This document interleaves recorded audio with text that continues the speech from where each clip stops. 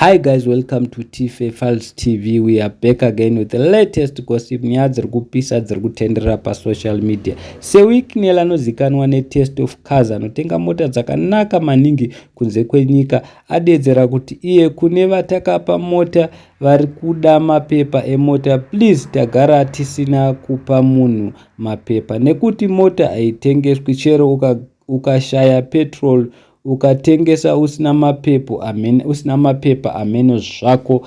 Sewicknel anofamba netimu yevarakashe Zanupf inozikanwa nokubira vanhu mari dzayo. Saka ndozvaataura Wicknel, adedzera kuti mota hadzina mapepa idzi takaitira kuti musatengese.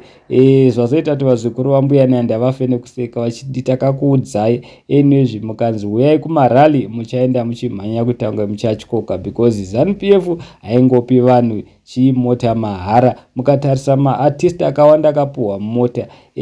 Takataura nezvayo kuti hapana nyaya yakadaro, hapana chinhu chinouya mahara. Mota dzavaipuhwa idzi maartist vaipiwirwa kunzi kana vakadedzwa kumarally vanoenda sei?